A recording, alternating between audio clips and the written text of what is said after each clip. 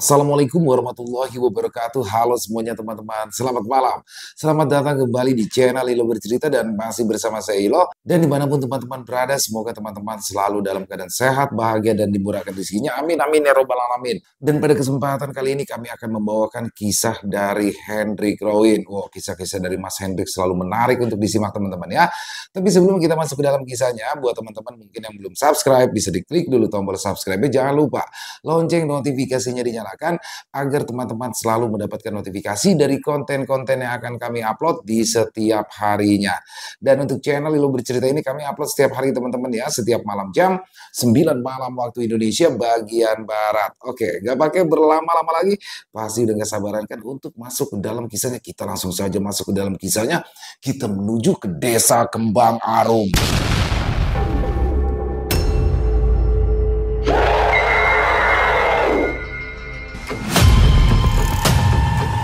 Jalur lapor di Desa Kembang Arum.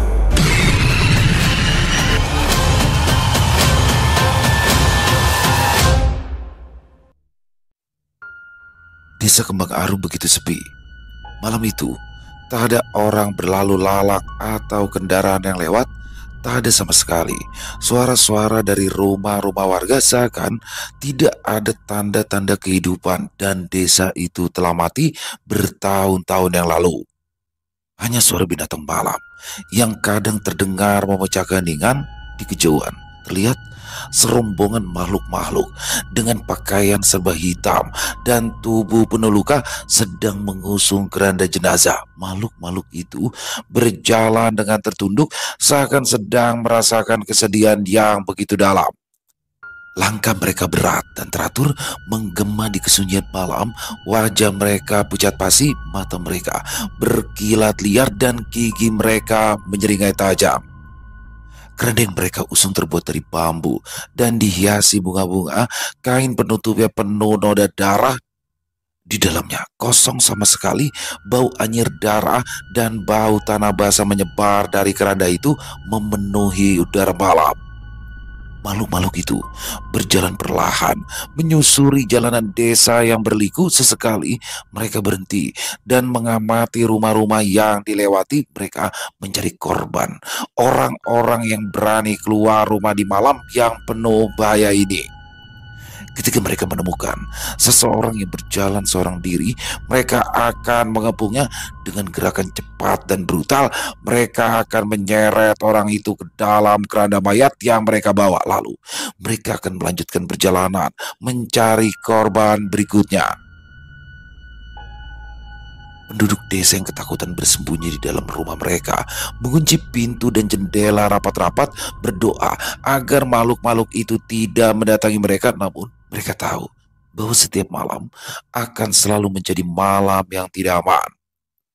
Ada satu pantangan di desa itu yang tidak boleh dilanggar oleh semua warga desa, yaitu keluar malam atau melewati jalur lampor ketika malam hari tiba. Barang siapa melanggar, maka petaka akan datang kepada mereka tanpa ampun. Jalanan desa berbatu yang tidak pernah diaspal, yang sering dilewati oleh warga saat siang hari, suasananya akan berubah 180 derajat ketika malam tiba. Tak ada aktivitas sama sekali, hanya suara-suara terdengar dari makhluk-makhluk tak kasat mata.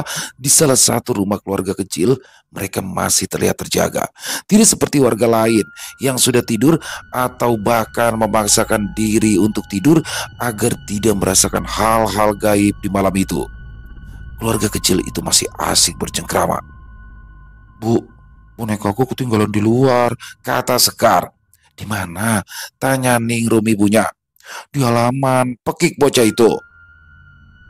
"Sudah, biarin aja, jangan diambil, bahaya," seru Burhan sang ayah. "Besok pagi aja ya, Ndok," bujuk Ningrum. "Nggak mau, maunya sekarang. Aku ingin main boneka sekarang," teriak Sekar. "Pak, gimana?" panggil Ningrum sembari melirik suaminya. "Bu, kamu tahu kan pantangan di desa ini?" kata Burhan mencoba mengingatkan istrinya. "Ya ingat, Pak. Tapi kan hidup mati seseorang itu di tangan Tuhan," jawab Ningrum. Burhan menatap lekat-lekat anaknya yang sejak tadi terlihat cemberut. Tak tega rasanya jika anak yang sangat disayanginya itu harus menghabiskan malam dengan kesedihan. Tapi Burhan terlalu percaya dengan pantangan itu, sama seperti warga lainnya di desa. Baiklah, ucap si Ayah sembari menghela nafas panjang. Burhan mencoba mengintip dari celah kain gorden. Tak ada apa-apa di luar sana. Suasananya begitu sepi. Burhan kembali mengumpulkan keberanian untuk keluar dari rumah, meskipun firasat buruk dari tadi begitu mengusik pikirannya. Pelan-pelan Burhan membuka pintu. Angin malam berhembus menerpa tubuhnya. Aroma kematian begitu pekat terasa di sekitar. Burhan kembali menepis rasa takutnya. Kenapa malam ini dingin banget? Gumam Burhan, tengkuknya meremang sejak tadi. Pak, cepat toh, perintah Ningrum. Ya, tapi kamu jangan ikut keluar. Apapun yang terjadi, ucap Burhan. Iya Pak, cepat, kata Ningrum dari ambang pintu. Burhan mengedarkan pandangan ke segala sudut halaman, lalu dia melihat boneka anaknya yang tergeletak di dekat jalan. Burhan segera berlari menuju tempat boneka itu berada. Ia segera mengambilnya, namun boneka anaknya itu kini tak ada kepalanya. Burhan menggelengkan kepalanya. Ya, sudah sangat sering anaknya itu merusak mainan yang dibelikannya, namun Burhan tetap sayang pada anak yang sudah ditunggunya selama bertahun-tahun itu. Sekar lahir tepat di ulang tahun pernikahan yang ke-10. Kepalanya tidak ada, teriak Burhan. Tapi bukan karena aku, gumam Sekar membela diri. Iya sayang, gak apa-apa, ucap Ningrum sembari membelai rambut panjang Sekar. Burhan tergesa, ingin kembali masuk ke dalam rumah, namun akibat terburu-buru kakinya tersandung dan membuatnya terjatuh. Burhan mengerang kesakitan. Ah, teriak Burhan. Di kejauhan terdengar jelas riuh suara-suara seperti orang yang bergumam. Burhan menengok ke arah jalan, tetapi jalanan terlihat masih sepi. Namun suara itu semakin terdengar jelas, seakan suara itu sangat dekat dengannya. Burhan panik, bergegas ingin kembali berdiri, namun kakinya terasa sangat sakit. Burhan kembali mengerang. Dia mempintu. Ningrum berdiri sembari menggendong Sekar, menyaksikan suaminya yang butuh pertolongan. Namun di ujung jalan sana, serombongan makhluk mengusuk keranda mayat. Samar-samar mulai terlihat. Ningrum ikut panik. Tubuh Ningrum terpaku, lidahnya terasa keluh.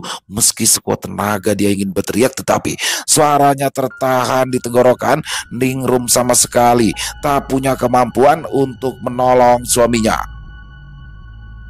Sementara itu, Sekar hanya bisa memeluk ibunya dengan erat. Anak yang baru berusia 5 tahun itu sangat ketakutan, sesenggukan, dan kemudian menangis sekeras-kerasnya. Namun ibunya tetap bergeming, sama sekali tidak ada tindakan. Serombongan makhluk-makhluk pengusung keranda mayat itu sudah semakin mendekat. Burhan sudah menyadari para pengusung keranda itu kini sedang menuju ke tempatnya. Dia bahkan kini tidak bisa berpikir apa-apa lagi. Semakin dekat, dan kini para pengusung keranda mayat itu sudah ada di sampingnya. 4 makhluk pengusung keranda mayat itu menurunkan keranda yang dibawanya tepat di samping Burhan terjatuh. Salah satu makhluk pengusung keranda mendekati Burhan. Sekujur tubuhnya penuh luka, pakaiannya compang-camping, sorot matanya merah menyala, darah terus menetes dari luka-luka di wajah. Silakan masuk, ucap makhluk itu. Para pengusung keranda mayat kini berdiri mematuh. Keranda mayat lalu terbuka dengan sendirinya tanpa disadari. Burhan melangkah gontai menuju keranda mayat itu dan berbaring di atasnya. Keranda tertutup dengan sendirinya.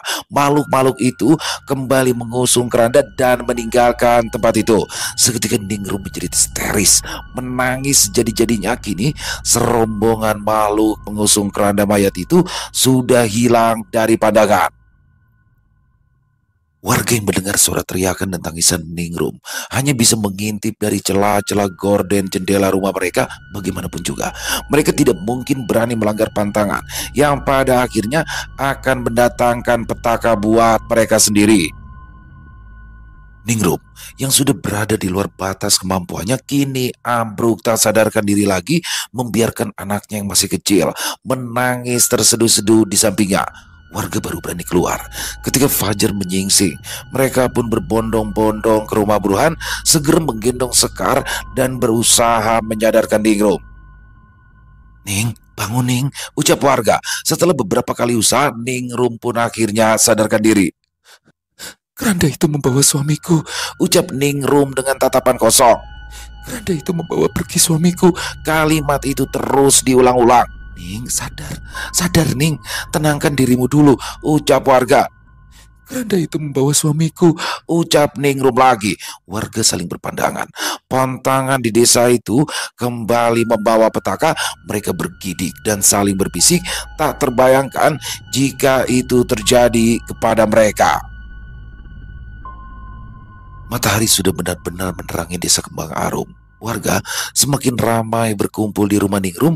Mereka sendiri tidak tahu harus berbuat apa. Terakhir, kejadian ini terjadi beberapa tahun yang lalu, dan baru hari ini kejadian itu kembali terjadi. Kejadian 5 tahun yang lalu. Di desa ini masih ada Mbak Suro. Meskipun nyawa korban tidak terselamatkan, tapi setidaknya jasad bisa ditemukan. Tapi sekarang Mbak Suro sudah tidak ada. Kemana lagi kita harus meminta tolong untuk mencari jasad Burhan? Jelas Pak RT. "Suamiku belum mati. Kalian jangan sembarangan." Ningrum tiba-tiba begitu murka. "Sudah terjadi belasan kali. Tidak ada satupun yang kembali dengan selamat," ujar Pak RT. "Suamiku belum mati," teriak Ningrum. Baik. Kalau memang suami belum mati, lalu kemana kita harus mencarinya?" tanya Pak RT yang mulai sedikit kesal. Aku sendiri akan mencarinya," seru Ningrum. "Ning, kamu itu jangan bertindak gegabah. Pikirkan juga keselamatanmu," lanjut Pak RT. Tidak mungkin aku bisa memikirkan keselamatanku sendiri sedangkan suamiku sendiri tidak selamat," pekik Ningrum. Oke. Kamu memang tidak takut jika terjadi apa-apa. Tapi jika kamu tidak selamat, bagaimana dengan nasib putrimu? Tanya Pak RT geram. Ningrum melihat Sekar lekat-lekat. Wajah polos putri sematawayangnya itu tiba-tiba membuat keberaniannya menguap begitu saja. Ningrum pun sadar dia adalah satu-satunya orang yang kini dimiliki oleh Sekar, satu-satunya tempat berlindung anak sematawayangnya itu. "Terus aku bagaimana? Aku harus bagaimana, Pak?" Ningrum pun kini kembali menangis terseduh-seduh. "Ayo, mari kita pikirkan bersama-sama. Hari ini juga saya akan memerintahkan semua warga untuk menyusuri setiap sudut desa demi untuk mencari suamimu," pungkas Pak RT. "Pak RT, saya masih ingat pernyataan terakhir dari Mbak Suro. Katanya itu akan ada pengganti dari keturunannya," ucap Mbok Karya. "Apa di desa ini ada keturunan Mbak Suro?" tanya Ningrum yang mulai semangat. "Tidak ada sama sekali," jawab Pak RT datar. Ningrum kembali burung. Kini semua warga mulai menjelajahi desa. Pria, wanita, tua dan muda, besar dan kecil, semua bertekad untuk bisa menemukan Burhan. Pencarian itu dibagi dalam beberapa kelompok. Setiap kelompok terdiri dari beberapa orang karena tentu saja takut jika makhluk pengusung keranda mayat itu tiba-tiba saja muncul di depan mereka. Meski sepanjang sejarah di desa itu tak pernah sekalipun hantu itu muncul di siang bolong, kejadian ini tentu saja teror bagi mereka. Tak peduli mereka sudah tinggal di desa itu sepanjang hidupnya. Beberapa warga mencari di sudut-sudut desa, di antara rumah-rumah warga, di antara kebun-kebun warga, dan tentu saja di pemakaman desa yang terkenal angker sejak dulu kala. Tapi semua itu sia-sia belaka. Menjelang petang, tak ada sedikit pun tanda-tanda keberadaan jasad Burhan akan ditemukan. Mereka pun membubarkan diri dan akan kembali melanjutkan pencarian esok hari. Malam pun kembali tiba. Keramaian di siang hari tadi seketika berganti dengan keheningan dan kesunyian tanpa ampun. Suasana di desa itu lebih mencekam dari malam-malam sebelumnya. Aroma ketakutan menyelimuti setiap sudut rumah-rumah warga malam ini. Ningrum dan Sekar diperintahkan untuk menginap di rumah Pak RT agar hal-hal yang tidak diinginkan tidak kembali terjadi. "Bu," panggil Sekar yang saat itu sedang duduk di pangkuan ibunya. "Iya, Nduk," jawab Ningrum. "Itu ayah bukan?" Itu Ayu sama temannya, tanya Sekar sembari menunjuk ke salah satu sudut ruang tamu. Ningrum dan PRT pun memandang ke arah tempat Sekar menunjuk. Tidak ada apa-apa selain 3 gulungan tikar yang teronggok di sudut ruangan. Gak ada apa-apa nak, ucap Ningrum sembari menautkan kedua alisnya. Itu bu, bajunya seperti baju bapak, tapi ucapan Sekar terhenti. Kedua matanya terlihat seperti sedang memastikan apa yang dilihatnya itu. Tapi apa? Tanya Ningrum. Tiga teman Ayu itu siapa? Tanya Sekar sembari mendatangi. Sekar segera memalingkan wajah, membenamkan wajahnya pada tubuh ibunya. Sekar terlihat sangat ketakutan. Pak RT melirik Ningrum. Suasana di ruang tamu berubah mencekam. Bulu kuduk mereka mulai meremang, hingga kemudian bau busuk dan kembang 7 rupa tercium begitu menyengat di ruangan itu. Pak, panggil Ningrum. Tenang Ning, tenang, ucap Pak RT yang juga terlihat bingung harus melakukan apa. Ningrum mengangguk. Mereka kini hanya bisa diam 1000 bahasa tanpa tahu harus berbuat apa. Bu, takut bapak jadi setan, ucap Sekar lirik. Pak RT, ada apa ini? Tanya Ningrum yang semakin panik. Tenang, tenang nih, aku juga nggak tahu ini harus gimana, ucap Pak RT yang kini juga terlihat panik. Sekar kembali melirik ke arah makhluk tak kasat mata yang hanya bisa terlihat olehnya itu. Wajahnya penuh luka, rahangnya patah, menjuntai hampir jatuh, darah menetes, kedua tangannya terangkat ke depan seperti ingin mencekik siapapun yang berada di depannya. Kini sosok itu berjalan perlahan mendekati mereka. Sekar menjerit sejadi-jadinya. Bersamaan dengan itu lampu tiba-tiba saja mati. Suasana di ruangan itu semakin mencekam. Tak lama kemudian lampu kembali hidup, sosok itu pun lenyap dan keberadaan Pak RT entah ada di mana. Pak, Pak RT di mana? Gumam Ningrum. Ningrum segera berlari menuju kamar yang tadi disiapkan untuknya. Bagaimanapun juga, keselamatan anaknya jauh lebih utama daripada keselamatan Pak RT atau bahkan dirinya sendiri. Ningrum mengunci pintu kamar, bergegas bersembunyi di balik selimut sembari memeluk anaknya dengan erat. Di luar sana, makhluk-makhluk pengusum keranda mayat kembali menampakkan diri di jalanan desa, berkeliling desa untuk mencari korban-korban lainnya. Namun malam ini tidak ada satupun orang yang nampak. Para warga sudah mengunci pintu dan juga jendela sejak maghrib tiba. Pagi kembali datang. Ketika Ningrum terbangun, Pak RT sudah ada di rumah itu lagi. Ningrum sendiri tidak tahu tadi malam Pak RT pergi kemana, sebab ia sama sekali tidak mencarinya di luar rumah. Warga desa sudah berkumpul. Hari ini proses pencarian akan kembali dilakukan. Pak RT tadi malam kemana? Tanya Ningrum. Maaf Ning, ada sesuatu hal yang harus aku kerjakan. Pak RT terlihat begitu menyesal. Ning, kamu harus ingat, makhluk itu hanya bisa mencari korban yang berada di luar, di bawah langit. Selama kita masih berada di dalam rumah, mereka tidak akan bisa mencelakakan kita, pungkas Pak RT. Lalu kenapa makhluk itu bisa masuk di rumah ini? Tujuannya apa? Tanya Ningrum. Saya juga tidak tahu. Pak RT terlihat bingung. Hari ini, kamu jangan pergi kemana-mana. Kami berjanji akan segera menemukan suamimu, ucap Pak RT. Ningrum mengangguk.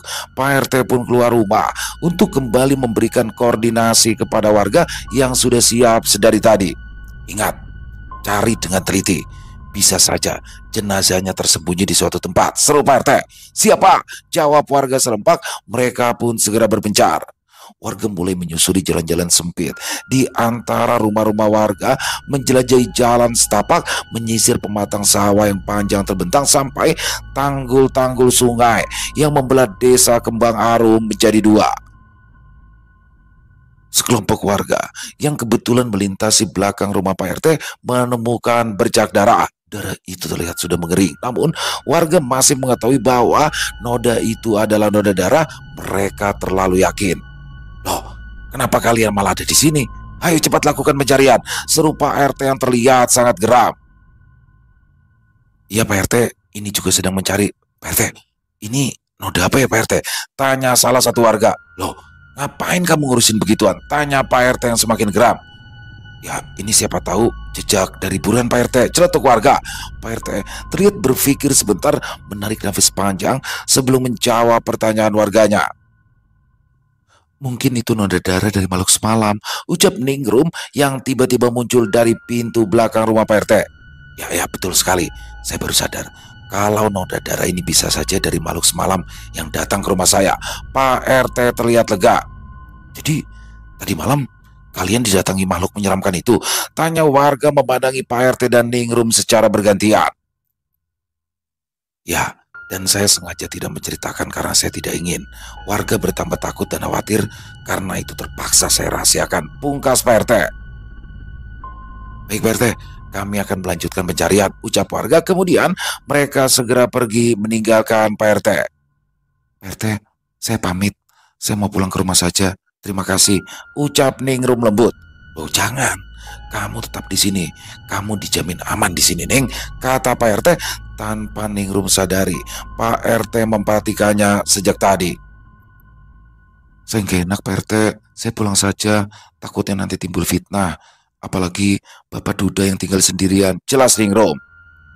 Sementara itu, di tempat lain, kabut tebal menggantung di perjalanan menuju desa Kembang Arum, membuatnya tampak seperti perjalanan menuju negeri anta beranta yang tersembunyi di balik awan. Jalanan tanah dan berliku membawa Satrio semakin jauh dari peradaban.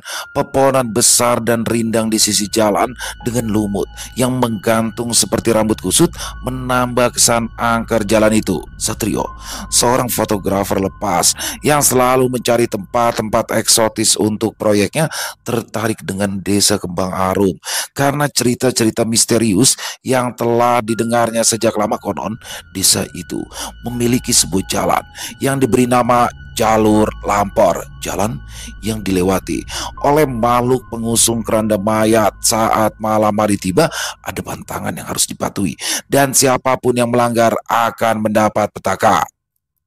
Mobil Satrio meraung pelan saat melewati jalanan yang semakin menanjak. Kabut semakin tebal, jarak pandang hanya beberapa meter saja. Satrio menyalakan lampu kabut, berharap dapat membantu penglihatannya. Desa Kembang Arum berada di kaki bukit dengan akses jalan yang sulit. Jalan satu-satunya yang sewaktu-waktu bisa terputus oleh longsor membuat desa itu mudah terisolasi. Aneh, desa ini terpencil sekali, gumam Satrio sesekali melirik peta di ponselnya yang sayangnya saat ini tidak ada sinyal sama sekali. Satrio berhenti, menoleh ke kiri dan kanan. Tidak ada tanda-tanda desa itu ada, hanya pohon-pohon dan semak belukar yang seakan tak berujung. Jantungnya mulai berdebar lebih cepat. Tenang Satrio, tenang, bisiknya pada diri sendiri. Pasti ada jalan. Rasa bingung mulai menyelimuti pikirannya. Seperti kabut yang turun perlahan, kecemasan kecil mulai menggerogoti ketenangannya.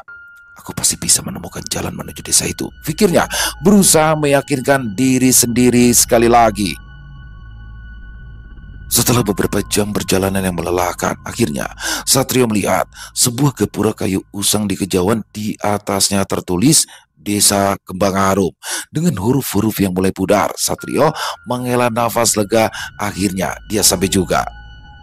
Saat memasuki desa, Satrio merasakan suasana yang berbeda. Desa ini tampak ramai, orang berlalu lalang tak mencari apa. Rumah-rumah kayu berjejer di sepanjang jalan dengan cacat yang mengelupas dan jendela-jendela yang tertutup rapat. Warga memandangi Satrio dengan tatapan curiga yang membuat Satrio merasa tidak nyaman. Ia terus memberi senyuman kepada para warga saat berpapasan dengannya, meski sama sekali tidak ada balasan dari para warga. Satrio akhirnya menghentikan kendaraannya, menyapa warga yang sedang duduk-duduk di atas pohon tumbang di pinggir jalan. Satrio segera turun dari mobilnya dan kemudian mendekati warga. Permisi, rumah Bokaria di mana ya? Tanya Satrio ramah. Ada keperluan apa ya? Tanya warga yang masih curiga. Sebulan yang lalu saya bertemu dengan Bokaria dan saya orang yang akan menginap di rumahnya untuk beberapa hari, jelas Satrio. Ada keperluan apa datang ke desa ini? Tanya warga dengan nada menginterogasi. Oh, saya seorang fotografer Pak, jawab Satrio. Oh, tukang foto, ucap warga sinis. Warga pun segera menunjukkan rumah Bokaria. Rumah Bokaria terlihat jelas dari tempat yang berdiri saat ini, rumah kayu yang terlihat sangat sederhana dan tradisional. Terima kasih ya Mas. Satrio pun meninggalkan warga yang masih menatapnya penuh curiga. Udara sore yang dingin langsung menusuk kulitnya. Satrio menggosok-gosok lengannya, mencoba menghangatkan diri. Dia berjalan menuju pintu rumah Bokaria dan kemudian mengetuknya. Setelah beberapa saat menunggu, pintu akhirnya dibuka oleh seorang wanita tua dengan wajah yang ramah. "Selamat datang," sapa wanita itu dengan suara yang lembut. Saya Satrio, masih ingat, Bo?" kata Satrio sambil tersenyum dan memperkenalkan dirinya. "Ingat, ayo silakan masuk nak," kata wanita tua itu. "Akan saya siapkan kamarnya." Soal harga gimana Bu?" tanya Satrio. "Itu gampang," jawab Bokaria masih dengan senyum ramahnya. Satrio mengikuti wanita tua itu masuk ke dalam rumah. Suasana di dalam rumah terasa hangat dan nyaman, jauh berbeda dengan suasana di luar. Satrio merasa lega akhirnya. Dia sampai di tempat untuk beristirahat setelah perjalanan yang panjang. Namun, tanpa Satrio ketahui, perjalanannya di Desa Kembang Arum baru saja dimulai. Dia tidak menyadari bahwa dia telah memasuki sebuah dunia yang penuh dengan misteri dan bahaya yang tak terduga. Setelah beristirahat sejenak di kamar, Satrio memutuskan untuk keluar dan menjelajahi desa. Dia ingin mengabadikan keindahan Desa Kembang Arum dalam lensa kameranya. Namun, saat dia melangkah keluar rumah, wanita tua pemilik rumah itu tiba-tiba saja mengetikanya. "Mas Satrio, maaf," kata Bokaria dengan nada khawatir. "Simpo ingin mengingatkan kepada Nasatrio untuk tidak keluar saat malam tiba. Ada pantangan yang harus kita patuhi di desa ini." Satrio mengerutkan kening. Ia merasa penasaran. "Pantangan? Pantangan apa itu ya Mbak?" tanyanya. "Pantangan jalur lampor. Jalan itu tidak boleh dilewati saat malam tiba. Siapapun yang melanggar akan mendapat petaka." Berarti kalau tidak di jalan nggak apa-apa kan?" tanya Satrio lagi. "Itu sama saja. 2 malam yang lalu sudah ada yang menjadi korban. Padahal dia hanya keluar rumah. Meski itu sebenarnya dekat dengan jalan," pungkas Bokaria. Satrio terkejut kala mendengar perkataan wanita tua itu. Dia teringat akan cerita-cerita misterius yang didengar tentang Desa Kembang Arum. Ternyata yang selama ini ia dengar benar-benar ada. "Petakannya seperti apa?" tanyanya lagi. "Saya juga tidak tahu pasti, tapi yang jelas itu adalah sesuatu yang sangat buruk. Nyawa taruhannya." Satrio mengangguk, mencoba memahami. Baik, saya mengerti. Saya akan kembali sebelum malam tiba." "Hati-hati, Mbok tidak akan tanggung jawab kalau terjadi apa-apa sama kamu." "Ya, tenang saja Mbok." Satrio pun pergi meninggalkan rumah Bokaria. Sepanjang perjalanan, mata warga masih menatap dengan tatapan curiga. Hingga kemudian Satrio sampai di tempat tadi. Ia menanyakan alamat rumah Bokaria. Langkah Satrio dihentikan oleh warga. "Mau kemana Mas?" tanya warga. Mau jalan-jalan untuk cari spot foto yang bagus," jawab Satrio. "Sebaiknya kembali saja. Ini sudah sore. Sebentar lagi gelap," ucap warga. Satrio menatap langit. Matahari masih cukup lama untuk terbenam. Warga pun tahu maksud Satrio. "Meski matahari masih lama terbenam, sebaiknya Masnya kembali lagi saja. Bahaya," seru warga itu. "Terima kasih atas perhatiannya," ucap Satrio dengan nada agak sinis. "Kamu itu kalau dibilangin nurut." Tiba-tiba warga itu tersulut emosi. "Loh, ada apa ini?"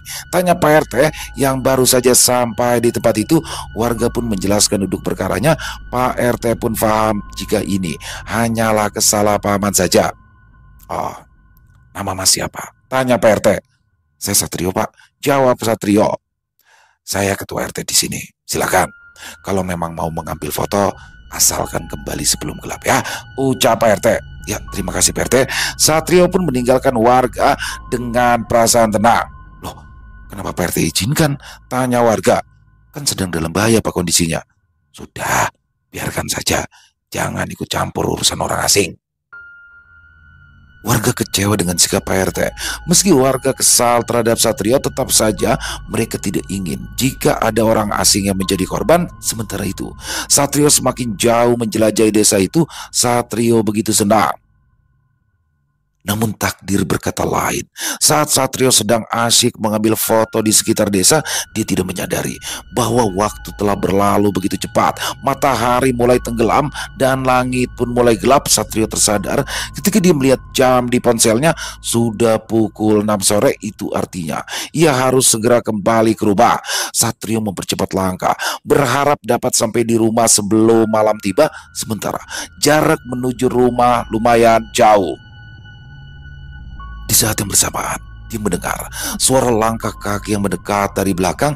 Satrio menoleh. Ia melihat sesosok pria berpakaian hitam-hitam berdiri di belakangnya.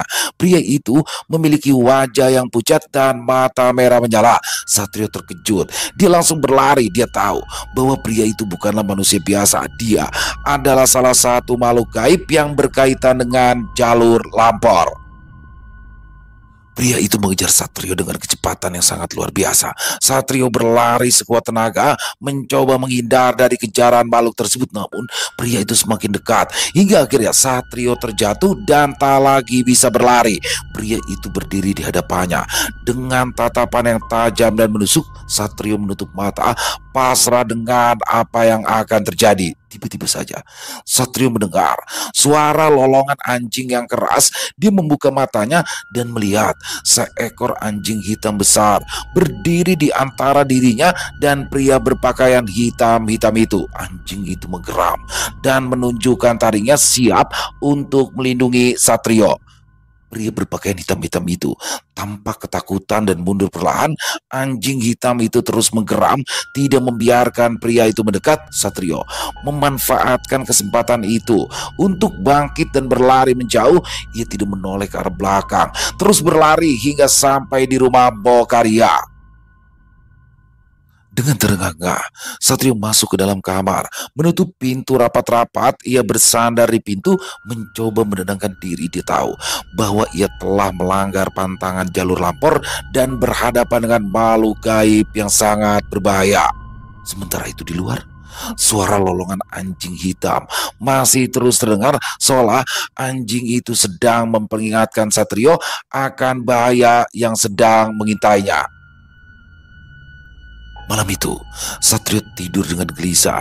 Bayangan pria berpakaian hitam-hitam dan lolongan anjing hitam terus menghantuinya dalam mimpi. Dia bermimpi berada di jalur lampor, berjalan sendirian di tengah kabut tebal. Tiba-tiba saja dia melihat rombongan pengusung keranda mayat berjalan melewatinya. Satrio mencoba untuk mendekat dan melihat wajah dari orang-orang yang membawa keranda tersebut. Namun wajah mereka semua tertutup oleh kain hitam. Satrio merasa semakin penasaran dan mencoba untuk membuka kain penutup wajah tersebut. Namun belum sempat ia menyentuh kain tersebut, tiba-tiba saja salah satu dari pengusung keranda mayat itu menoleh ke arahnya. Matanya merah menyala, sama seperti mata pria yang ia temui sebelumnya. Satrio terkejut dan berteriak ketakutan. "Pergi dari desa ini!" teriak makhluk itu. Satrio terbangun dari tidurnya dengan nafas terengah-engah, jantung yang berdebar kencang, keringat dingin membasahi tubuh. Satrio melihat sekeliling kamar, memastikan bahwa dia sudah tidak berada di dalam mimpi buruknya. Satrio memutuskan untuk mencoba mengingat-ingat kembali detail dari mimpinya itu. Dia mencoba untuk menggambarkan wajah dari orang-orang yang membawa keranda mayat dalam mimpinya. Namun ia tidak bisa mengingat dengan jelas wajah mereka. Yang dia ingat hanyalah mata merah menyala dari salah satu pengusung keranda mayat. Di tempat lain, di antara bayang-bayang malam yang berayap dan kabut dingin mulai menyelimuti desa, terdengar suara gemerisik yang mengganggu ketenangan malam. Bukan suara angin yang berdesir di antara pepohonan atau suara hewan malam yang berkeliaran, melainkan suara langkah kaki yang berat dan suara gesekan kayu yang menyeramkan. Dari balik kegelapan muncul siluet-siluet berjubah hitam yang tinggi dan kurus. Mereka membawa sebuah keranda tua yang terbuat dari bambu, dihiasi dengan ukiran-ukiran aneh yang tampak bergerak-gerak dalam remang cahaya bulan. aura kematian dan kengerian terpancar dari kehadiran mereka. Malam ini, mereka telah menentukan target. Seorang wanita tua yang tinggal seorang diri di sebuah gubuk reot di ujung desa. Wanita itu sedang sakit parah, terbaring lemah di tempat tidurnya dengan nafas yang tersengal. Di luar, pengusung keranda mayat itu berhenti. Keranda mereka yang terbuka tampak seperti mulut raksasa yang siap untuk menelan mangsanya. Karmi, panggil sosok itu. Karya, Kumambo Karmi. Tolong keluar sebentar, Karmi, seru sosok itu lagi. Masuk saja, ucap Karmi. Aku minta tolong. Keluar sebentar, Karmi. Sosok yang sedang menjelma sebagai Mbok Karya itu terus saja memaksa. Wanita tua itu bangun dengan susah payah. Kedua tangannya memegang dinding berjalan tertatih. Namun ketika sampai di pintu depan, pintu itu sudah terbuka sejak tadi. Angin malam kencang berembus. Terlihat di luar sana keranda mayat sudah menyambutnya dengan sisa-sisa kekuatannya. Mbok Karmi mencoba untuk berteriak tetapi suaranya terlalu lemah. Pengusung keranda mayat berdiri di depan gubuk Mbok Karmi lalu mendekati keranda mayat itu. Mbok Karmi melihat wajah-wajah tanpa mata menatapnya. Ia merasakan dinginnya kematian. Mbok Karmi mencoba untuk melawan tapi terlalu lemah. Dengan satu gerakan cepat, pengusung keranda mayat itu menarik jiwanya ke dalam keranda dan tubuh wanita tua itu menjadi kosong.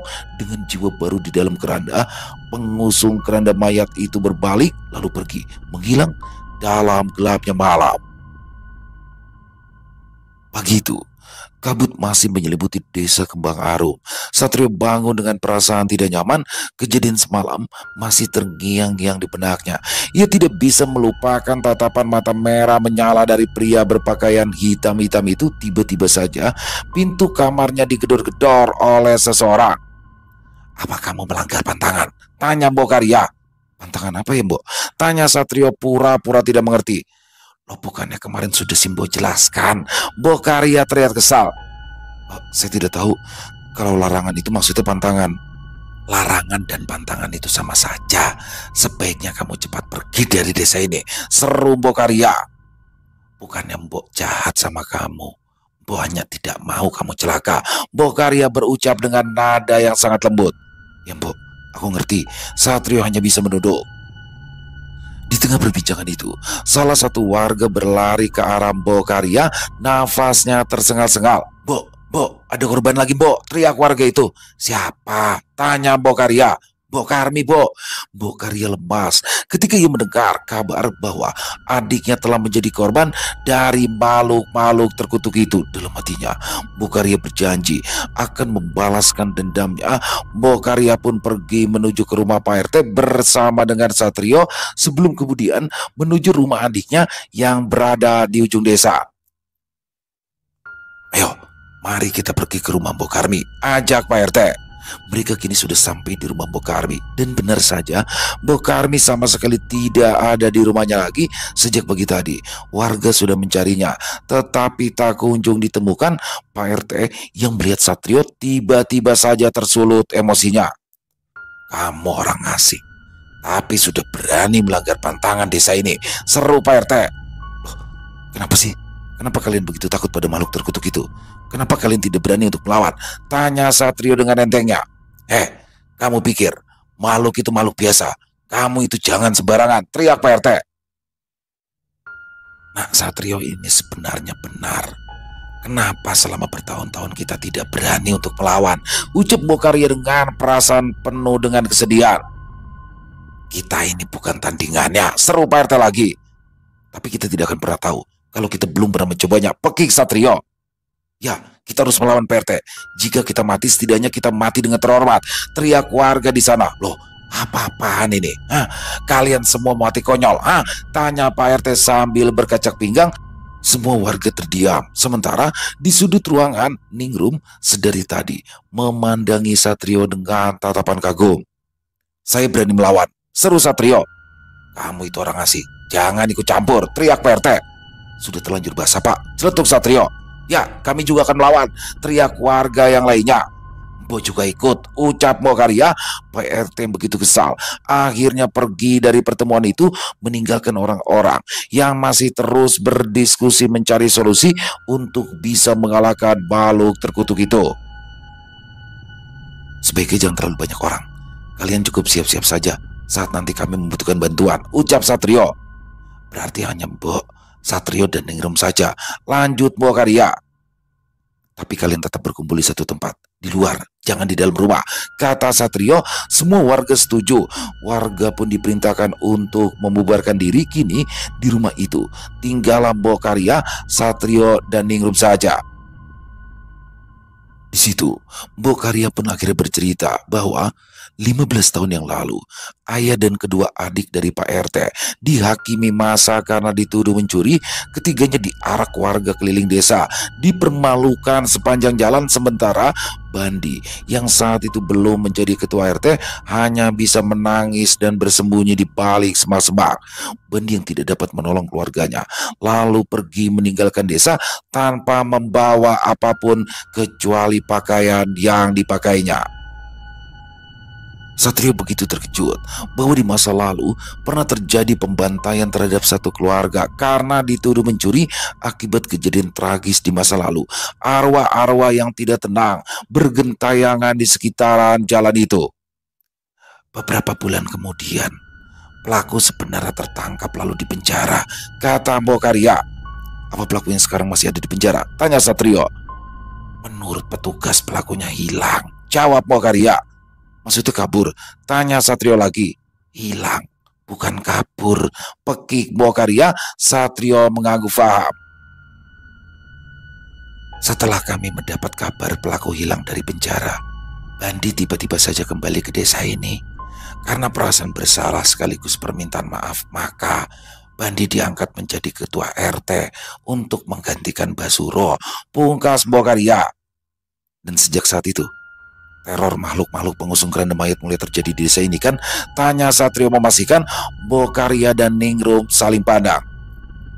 Tidak salah lagi, ujar Satrio sambil banggut-banggut. Maksudnya Pak RT? Ningrum tidak menyelesaikan ucapannya. Ya, dialah dalangnya. Apakah ada warga yang dihukum karena pengeroyokan itu? Tanya Satrio lagi. Tidak ada, karena itu tidak mungkin. Loh, kenapa nggak mungkin? Kata polisi, mereka tidak mungkin menangkap dan menghukum semua warga karena terlalu banyak, jelas Mbok Karya. Jadi seluruh warga ikut serta dalam pembantaian keluarga Pak RT? Tanya Satrio. Ya, termasuk para wanita, jawab Mbok Karya. Berarti teror ini berawal dari sebuah dendam dan semuanya harus berakhir, seru Satrio. Mereka kini meninggalkan rumah Mbok Karmi dan kembali ke rumah Mbok Karya untuk melakukan koordinasi. Satrio dan para warga pun menyusun rencana untuk mengakhiri segala teror di desa itu. Waktu terus berjalan, matahari sudah tenggelam. Kini warga tetap berkumpul di halaman rumah Mbok Karya, tidak peduli lagi dengan pantangan yang sudah berlaku bertahun-tahun di desa itu. Sementara itu di tempat lain, Pak RT sedang melakukan ritual di kamarnya. Pak RT berambisi akan mendapatkan banyak korban malam ini, terutama Satrio, Mbok Karya, dan Ningrum. Malam begitu sunyi dan mencekam. Tiba-tiba suara langkah kaki terdengar berat dan berderap, diikuti suara gesekan kayu yang menyeret tanah.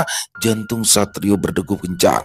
Keringat dingin membasahi telapak tangan. Dari balik kegelapan muncul bayangan hitam yang bergerak perlahan, semakin dekat, semakin jelas. Terlihat sosok-sosok berpakaian lusuh, wajah mereka pucat tanpa ekspresi. Di pundak mereka, sebuah keranda usang berayun-ayun seolah berisi beban yang sangat berat. Bau anyir darah dan tanah kuburan menusuk hidung membuat Satrio mual. Sosok-sosok itu terus mendekat, mata mereka menatap kosong ke arah Satrio. Satrio merasakan hawa dingin menyelimuti tubuhnya seolah kematian sedang mengulurkan tangan. Tiba-tiba saja, salah satu sosok itu mengulurkan tangannya yang kurus dan pucat ke arahnya. Satrio memejamkan mata, bersiap menghadapi hal yang terburuk. Namun, ketika Satrio kembali membuka mata, sosok-sosok itu telah menghilang, lenyap di telan kegelapan malam. Hanya suara gesekan keranda yang masih terdengar sayup-sayup. Semakin menjauh, Satrio terengah-engah, tubuhnya gemetar. Satrio tahu, ia baru saja lolos dari bahaya yang mengancam nyawanya. Mereka pergi, Mbok, ucap Satrio.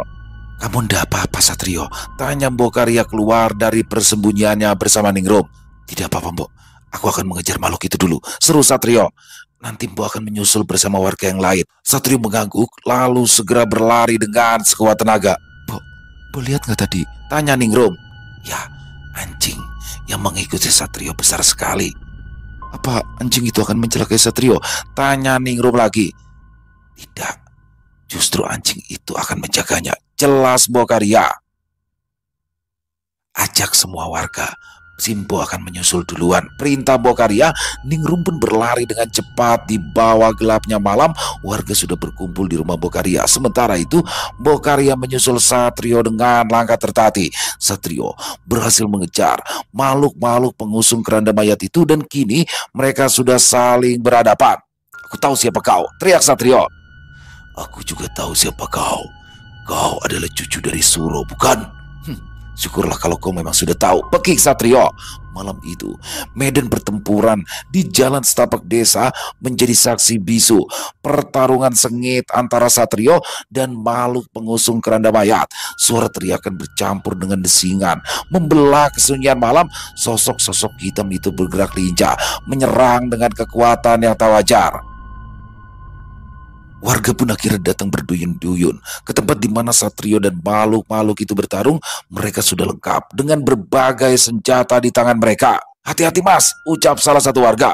Hilangkan rasa takut kalian. Cari dalang dari keempat makhluk itu, karena salah satunya adalah manusia, kata Satrio. Warga desa dengan keberanian yang dipicu oleh ketakutan dan amarah melawan balik. Mereka menggunakan berbagai cara, dari senjata tradisional hingga doa-doa untuk mengalahkan makhluk-makhluk mengerikan itu. Pertarungan berlangsung sengit dengan kedua belah pihak saling serang tanpa ampun. Satu persatu warga bertumbangan sebab makhluk-makhluk itu terlalu sangat kuat. Selain itu tidak mudah mencari sosok Pak RT yang saat itu sedang menjelma menjadi iblis terkutuk.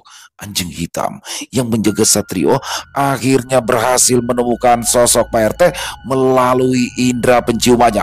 Itu dia, teriak Satrio yang segera mengejar. Terjadi pergulatan hebat antara makhluk itu dengan Satrio yang dibantu oleh anjing penjaganya. Akhirnya makhluk yang bergerak paling agresif berhasil dilumpuhkan. Ketika tubuhnya jatuh ke tanah, perlahan-lahan wujudnya berubah.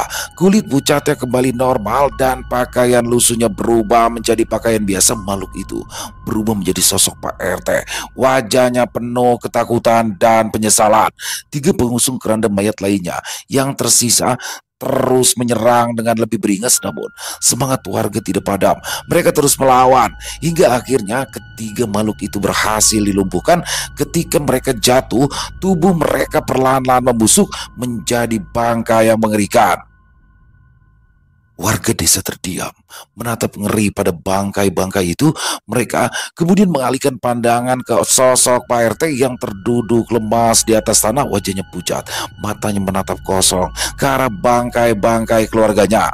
Terungkap bahwa Pak RT dengan ilmu hitamnya telah membangkitkan kembali keluarganya sebagai makhluk pengusung keranda mayat. Tujuannya adalah untuk membalaskan dendam atas kematian keluarganya yang dianggapnya tidak adil. Bakar, bakar, teriak warga. Jangan, Satrio mencegah warga yang kini mulai brutal. Pergilah dan jangan pernah kembali ke kampung ini lagi, ujar Satrio. Malam itu juga Pak RT pergi dari desa Kembang Arum. Bangkai-bangkai keluarga Pak RT perlahan menghilang dari pandangan. Setelah kejadian itu, desa Kembang Arum kembali aman dan tentram. Tak ada lagi pantangan yang membuat warga ketakutan ketika malam tiba. Anak-anak bermain dengan ceria di bawah cahaya bulan purnama. Selesai. Wow, luar biasa kisah dari Mas Hendrik Lowin ya. Akhirnya bagaimana di sini Satrio menjadi kunci dari semuanya dan ternyata Desa Kembang Harum ini dulunya memiliki sejarah kelam yang mana keluarga Pak RT ya, itu ayahnya dan keluarganya dibantai di malam itu dan itu ternyata menumbuhkan rasa dendam dan sehingga disinilah menjadi motivasi PRT untuk menghabisi warga desa satu persatu karena dendam yang masih mengakar tersebut. Luar biasa kisahnya. Terima kasih Mas Hendrik Rowin ya atas kisah yang luar biasanya dan semoga kisah barusan bisa menghibur teman-teman semua para pecinta penikmat horor misteri, lebih khususnya lagi kepada para subscriber dari channel Ilo Bercerita dan juga semoga puasa teman-teman bagi yang menjalankan ibadah puasa ya dilancarkan dan dikuatkan sampai dengan nanti sebulan full. Terima kasih. Silakan buat yang punya komentar lain ataupun pendapat lain bisa menuliskan di dalam kolom komentar ataupun hanya sekedar saling menyapa. Insya Allah kami akan menjawabnya satu persatu. Buat yang suka dengan videonya bisa diklik tombol like atau tombol jempolnya, boleh juga dong dibantu di share ya link videonya ini ke teman-teman yang lain agar juga ikut merasa terhibur.